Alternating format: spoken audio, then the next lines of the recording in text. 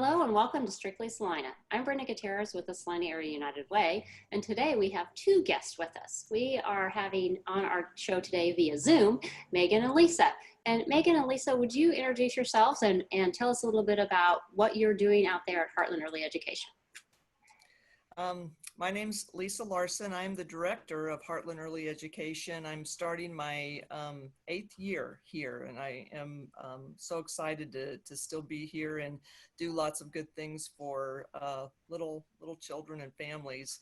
We serve around 550 to 600 kids. It depends sometimes, but we serve children and families. They need to be qualified to get into our program, but we are a Head Start program. So we're mainly federally funded by Head Start, but then we also receive state funding, and that includes our Parents as Teachers program, as well as our preschool aged at-risk program as well. So we serve children birth to age 5 in a lot of different capacities.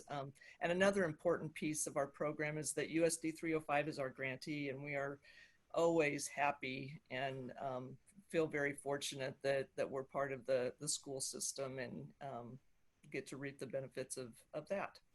Well, geographically, what is the area you serve, whether it's by counties or districts or zip codes? How does that work? Right, we do. Thank you for that. We do serve 3 counties. So Saline County is our biggest county. We serve the most, but then we also have a classroom in Ellsworth County, a preschool classroom. And in Dickinson County, we partner with a child care center there, ACLC, and we have a preschool classroom in Enterprise and a preschool classroom in Abilene.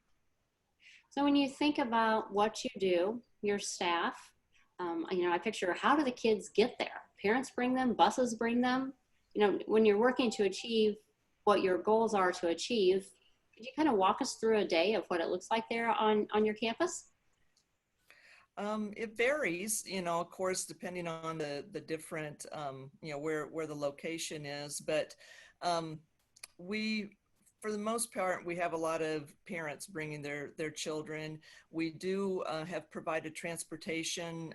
That's going to look a little bit different in this new year with transportation, with the world as it is now and our new normal as we talk about. But we will be transporting, but our special education, our children with the IEPs mainly, just because we can't quite figure out how to only transport possibly 10 to 12 children at a time and get everybody there to school on time. And, there's a lot of other factors. Megan can talk a little bit more about the transportation, but we have a good system with parents bringing their children, and that's a good way to be face to face with the families as well when they come and drop their child off. In general, with all the programs that you offer, what is it you're working to achieve? School readiness is a big thing, and that honestly, we believe that starts in early Head Start with our little ones. We're getting them ready more, there's more of a focus in early Head Start with the social emotional. Leaving mommy or daddy can be traumatic, so we want to always create a safe place for the children. But it really starts with social emotional, that they learn to trust others, that they learn to be part of a group, that they can follow directions. We don't expect children to be perfect. I don't always follow directions, but for the most part, that they can listen and share and learn to be friends. And then it just grows, and we just build on that each year. And then as our children become 4 and are ready to age out and go to kindergarten, then they're hopefully we've done the best job that we could do to get them ready to be in kindergarten and be a good contributing class member of that class. Now, you mentioned social emotional, and I think adult social emotional. Now, when you're talking about infants, toddlers, 3 and 4-year-olds, what does social emotional mean for the little ones? Megan, do you want to jump in, or I'll keep talking, but if you'd like to. Well, and I think, social emotional, you're right on, Brenda. A lot of times we think about, children, that first school experience, and they're learning how to interact with others, and learning to share, and they're learning different emotions and things happening around them. And so really just the recognition that starts even before those settings. And so, equipping families to help educate and understand, children about their own emotions and how, when you're sad, it looks like this, and it's okay to feel sad. And so starting to use those words, have those conversations. I think one of my favorite parts with all of our classrooms down to our infant and toddler classrooms is they do a baby doll circle time where they really focus on their baby doll and connecting with that baby, and is that baby sad or is that baby happy, and what does that look like. And so, we're really recognizing and helping children recognize their emotions from a young age, that helps them as they grow, with the new challenges and different scenarios that they face, whether that's in childcare, whether that's in preschool, or whether that's in their home or a caregiver setting, that they have recognition and control, awareness of their emotions, and be able to share that with other people. And so I think that's a huge focus. It looks very different. Our teachers are very intentional about the lesson planning and the work that they're doing, both in the classrooms and then from the family side. We educate our home visitors, what we call our family consultants, so that they're taking that from the classroom to the home. We're very fortunate that we have home-based programs where we have a staff member either in early Head Start home-based or in Parents as Teachers that's working with families in their home and sharing those same educational opportunities. Early Head Start, Parents as Teachers, the state preschool programs have an emphasis on the importance that parents play, and that it really does start with the parent being the first teacher. And so I think really the recognition of we all have a role in helping young children and families learn and then build on that knowledge. Now, thinking about kids in the classroom sizes, knowing that there may be a little bit more need, so hands-on and attention to the smaller ones, and what I don't know, is this a word, ratios? How do you decide how many staff and how many kids? And now with the COVID-19 and the cautions, how many square feet you have for each classroom, and how you're thinking about and planning, adjusting. And will as many kids be able to participate this year, or will some be turned away? How's that looking for the 3 counties that you serve? That was a lot of questions, Brenda. So I'll start at the top. So yes, we follow basic licensing guidelines. KDHE licensing is kind of one of the things, along with Head Start performance standards. But yes, we look at all those things carefully, and they recommend ratios for the child to teacher ratio. We meet those, and oftentimes we go we like to think we go above and beyond that, because we know that the more adult attention to children at this young age, the better, when they can have some one-on-one kind of care, and we try to meet their needs as much as we can. So in our with our early Head Start, we never have more than 8 children in a classroom, birth to 5, with always 2 and usually 3. Sometimes if it goes down to 2, there's teachers maybe taking a quick break, that sort of thing. But 2 is the recommended teacher-child ratio. For our preschool, it is going to look different. We are going to, I've been on a lot of webinars, a lot of conference calls to kind of see what's Head Start thinking, what's the guidance. And so we are expected to continue to serve our funded enrollment. So for our preschool Head Start kids, that's 301. So the best way that we're planning on doing that in this new school year is we're going to, Brenda, you remember when you were sitting on policy council that we went to some school day, school year classrooms. That was a recommendation by Office of Head Start. And we agree with that. We love that model, which is more of a school day, kind of an 8 to 2:30 day. But when we did that, so we converted two of our part day classrooms to classrooms. So we were able to serve less, but the same amount, if that makes sense. Now, because of the pandemic and having to think things through differently, that's been a real shift, well, for everybody to think about how we do things differently now. But we are planning on right now for this year, we're going back to part day school year classrooms. So we won't be offering a school day option this year, but we will be going back to all of our classrooms in Salina. That's not our service counties or our service areas in Dickinson and Ellsworth. They'll continue to model a school day program. But we will do no more than 13 children. And we're going to limit our hours to 3 hours. We've always been a 3.5 hour program for our part day, but we're going to go to a 3 hour in the morning, a 3 hour in the afternoon, and an 1.5 hour break in the middle of the day, so our staff can do some more intensive cleaning. We know that's important, and so we're looking at that. We're also going to be placing siblings.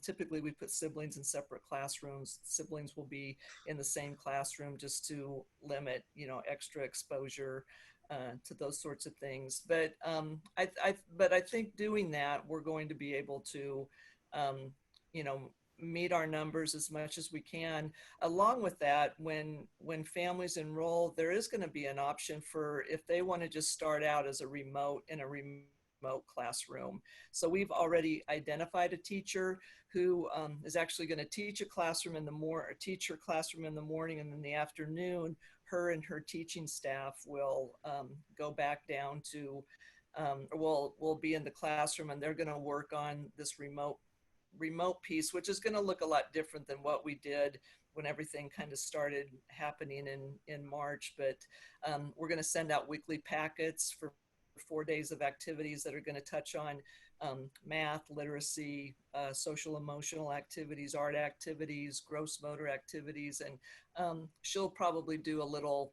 10-minute video every Monday to say your packet will be dropped off, and these are the things that you're going to do. And because we know we've got grandparents raising children that may be concerned about their own health, and just living with other family members who may be health compromised. So we wanted to if we start with a family in a classroom, and at some point, they start feeling uncomfortable and feel like they want to keep their child at home, they'll remain on our roll, and then they'll kind of move into that remote classroom, and we will still serve them. And we've had a lot of discussions, but one of the things that we want to do is allow them we can't do it just regularly, but the first of every month we would talk with those parents in the remote, and at some point they may say, I'm feeling better about things, and I'd like my child to come back to face-to-face. And so at the beginning of each month, that will be looked at, and we'll let them come in, and we don't have to worry about, will they go back on a waiting list, because they'll remain on that role. So they'll always have that place, whether it's in a remote setting or if it's face-to-face. I hope that answers your question.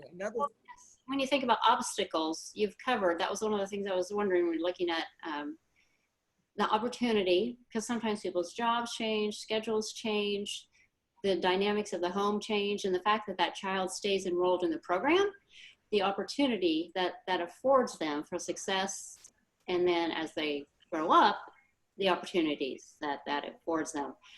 When you think about needs, are there any needs in the community? I don't know, like donations of clothing, donations of, you probably don't have volunteers on site with the COVID, things that are being careful. How could people get involved? How could the community help Heartland Early Education? Megan, you want to talk about that? I think, Brenda, you really touched on it. It looks very different, in a normal year that we really, we have open doors. We want community involvement. We want people being a part of our program and volunteering, but we know that that's not the safest choice right now. And so we're really focused on how could people in the community support us, and maybe with some of our typical needs for our children and our families. And so as you might expect with young children and preschool age children, toilet training, learning to go to the bathroom is a big step. And so we need, changes of clothes. So that's, underwear and pants and socks are often a common need. And those we never seem to have enough of, no matter how much laundry we do. So things like that. We are also very fortunate that we have a blessing box, which is located outside of our program for our families or families in the neighborhood to take advantage of. And there always seems to be a need there. Oftentimes, the food that is donated by various individuals or staff members goes very quickly. And so we would always welcome if people have food or other hygiene related items that they feel would be beneficial, that is certainly available. We also have a little free library located not too far away from our building by the City Go bus stop. And literacy, reading, great opportunity to encourage with young children and families. And so we're always looking for things to go there. I'm trying to think. Other things, Lisa? Well, I was going to add, when we talked about the blessing box, Megan and I worked on a project a few years ago. We just called it our, food insecurities, because we realized that we had some families that I kept hearing teachers talking about how hungry sometimes our children seemed on Monday mornings. And so, we thought, we have to do something here. What can we do? And we looked at various things. We talked with our local food bank. Could we partner with them? We talked to the food, what's it called? The food backpack program in the schools doesn't go down to the preschool age. So, because we tried to could we get involved in that? And so we wrote some grants, and we're able to, Salina Regional Health has given us money, Greater Salina Community Foundation has given us some money, and we've received a few private donations to send home backpacks every Thursday or Friday, the last day of a child's school week. So they have something as they need it on the weekends. It's really not about nourishment or that sort of thing. It's about calories. It's about making sure that they have something in their belly. And Megan has really kind of taken over that program and has kept going. She works with our custodian and accountant. They go shopping at Sam's and load up and get the food that we need, and we are able to order some things. But Megan, how many? I know it was a little bit different because this year ended earlier than usual, but can you give some information about that? I think this last year, when we weren't open, when our building wasn't open, there was still a need, and we were still doing some follow-up and drop-offs with families if we knew that that was something that would be very beneficial. So we did continue that, but we started, as Lisa mentioned, our first bags went home October of 2018, and we continued through that entire year, through our summer with the summer programming, and then started back up again in August. And we've had as many as 50 children between our all of our service counties that are participating. And we try our best to, I try to reach out and coordinate with elementary schools. So if there are older siblings, we want to make sure that both those older siblings are receiving that support through the elementary school, and sometimes they can add on younger siblings. And so we're trying to make sure that it is supporting not just our kiddo, but the entire family. I think I'm trying to remember numbers, but over 1,000 food bags that we were able to send home with our families last year. And we surveyed our families each year to find out what that program has meant to them. And each year we get stories from families about how big of an impact that has had, how much that's a worry that they don't necessarily have to have for that time period.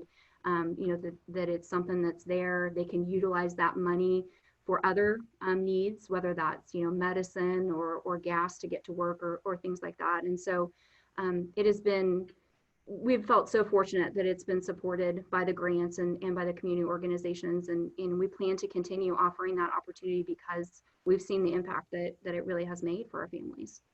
Well, I observed this summer when I was out doing ROAR, the Raising Active Wild Readers, kids in the parks getting books out of the little libraries. And then people putting food into the blessing box at Heartland. I was there on a Friday morning. So that outreach, knowing the safe space, when you think about kids feel safe around the park, the parking lots, the soccer fields are kind of on the other side. So later in the day, I've seen teenagers, young adults, so knowing the space that you've created in Salina, family friendly, that people can also come to. How does somebody get enrolled? If they're wondering about enrolling their kids, or they think they know somebody who might benefit from the opportunities at Heartland, how do they get enrolled in the program? Lisa, you mind if I take this one? Yep, no, go ahead. Hey, Megan. I think the great thing is that we Have a variety of ways to meet families' needs in terms of enrollment. So if families want to jump on the USD 305 website, there's information about our program and they can apply directly there. There's an apply here tab that they click on and they can start that application process. They're welcome to call our main office and we will send applications out to families. We also have here at our main entrance at 700 Jupiter, we do have applications right there. So if it's after hours and somebody wants to come by, there are applications that they can pick up. There's even a locked drop box if they want to fill it out and return it and start that process. So we even have staff that if you call up to the office and you have more questions or you're interested in things that they can follow up and we can answer those questions. I have several home visitors that will reach out and really connect and make sure that there aren't any additional barriers to applying. So if a family is concerned about what information or kind of the next steps, that we'll reach out and support them through that process. So the application process is the first step for all of our programs, whether that's early Head Start, parents as teachers. And there we really look at, starting the process to individualize what services does the family, are they looking for? What age of children do they have?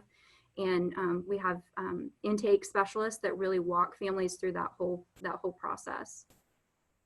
Well, compliments to the things that are happening at your program are compliments to the service that you're able to continue through the beginning of the pandemic and through the summer and all the staff training and adjusting to, transportation and just little things like we go down this side of the hallway and then we entering is one way and exiting is another. And as we model those behaviors when we're out shopping in a retail environment, we can also model those behaviors for safety. I'm thinking, so sometimes, kids influence us adults, and when they learn it, when they're at school, then they carry those things with them as they grow.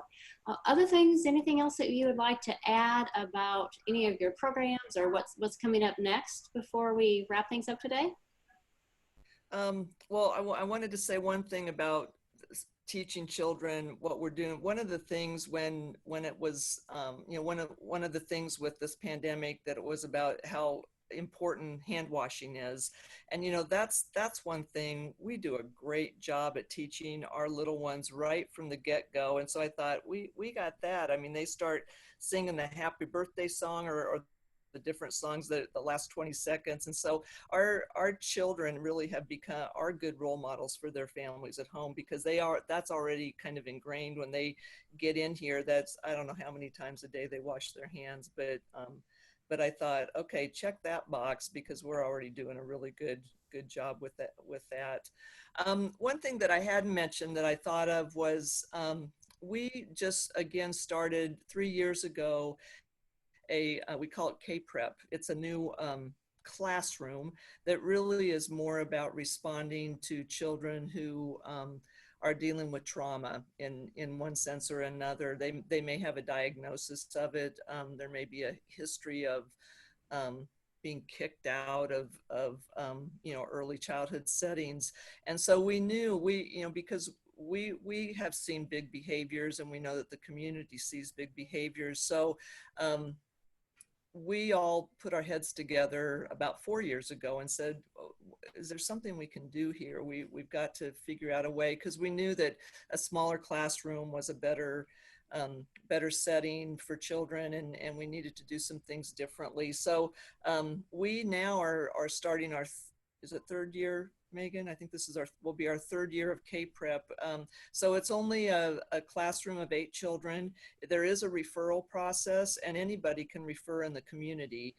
They do have to live in this in the Salina area or Saline County, but they go through, when things were normal, every Monday morning we had a standing referral meeting with the K-Prep team. We would look at applications. So if anybody is wondering about that, or if they need extra information, they can call our mental health therapist, Lacey Krebs, and she would be happy to talk about that. But it's really about getting, it has started out with our 4-year-olds, really those children who still needed some extra attention to get them ready to go into a setting in kindergarten, which is oftentimes they don't have the extra assistance like have been able to provide, and so to get them to be able to really be part of a group independently is what our goal is. And so K-Prep has been lots of good things are happening with that program, and family participation also is really part of that, because we can do what we can with the child, but we also have need to have buy-in from the family, so everybody's working together to do what we can to help and support. And the other thing that I don't want to go into a lecture, but what we do at 0 to 5, and every 0 to 5 care provider knows this, is how important brain development is. I mean, that's 0 to 5. A child's brain is 90% developed by the time they reach 5 years of age. So that's a huge responsibility, and sometimes overwhelming to think how critical that is. And so those connections, and so we really pride ourselves. Megan talked some about conscious discipline and that social emotional piece, and those connections are so critical. And so that's where, again, Head Start is all about the whole family, and really trying to we're all in this together sort of thing. We're here to support you, but you are your child's first teacher. So making sure that we're providing a nurturing, a responsive, a safe place, and then we hope that carries into the into the home and the community and everywhere else, because we know if those connections are positive at an early age, then that just gives a child so much more of a chance to be really successful and open to learning.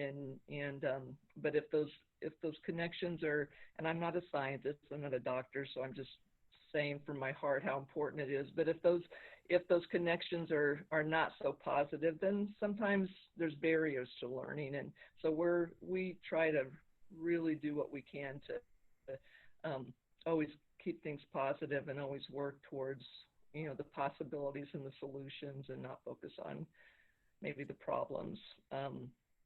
Another thing I just thought of that's really exciting is we're getting a therapy dog, and that is so exciting. We just found out about that. They're going to be up. Yeah. That we're actually going to, Lacey, our mental health therapist, is applied for that, and we also got some grant money for that. So she goes to school with the dog first week in August, and then we think like this is great timing with possibly the trauma from that staff and children and families have maybe experienced through all this, to have a dog. And we don't know what dog it is yet, but I may be the most excited. I can't wait to have a dog roaming our halls, and we'll see how all that works. But that's something that's coming up that we're all really looking forward to. Megan, do you have some other things to add? Well, I think, all of us, everybody is just kind of, we know there will be changes. We know it will be different. I think there's still that anticipation, though, of being back to school, being in the opportunity where, it's so different at different points of the year here in the building when we have children, versus when we're on a break, or it just feels different when kids and our teachers and our teaching assistants, when they're here, when our staff is working, it just feels different, and you feel that energy and that connection. And so even though it's different, we are so excited to move forward and kind of, take some of these new challenges and figure out how do we continue to do what we do. How do we continue to innovate in terms of early education? How do we continue to connect and build relationships and build with families? And so there's new challenges, but I feel very strongly that we will figure it out. We'll figure out how to best meet the needs of our staff and our children and our families, and move forward just with a recognition of all that we've learned, the importance of connection, the impact that trauma has on both young children and families. And so here's our opportunity to take all of that information and to do some new things and approach some things differently than we have in the past. And so that part is exciting. As much as we want to return to normal, we're not quite there yet. And so how do we figure that out? And so it's going to be a different year, but we're excited and we look forward to what's to come. I anticipate that the halls will be full of energy before you know it. When you get the little kids and their parents and the voices and the excitement every day to come in and see their teachers and see what activities they have planned, what they get to do in their circle time.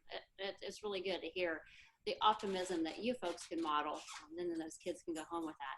Well, this has been a great show. Thank you so much. This is Brenda Gutierrez. I'm with the Salina United Way, and we've had Lisa Larson and Megan Wagoner with us from Heartland Early Education. Thank you for being our guest today on Strictly Salina. Everybody be safe and take care. Thank you.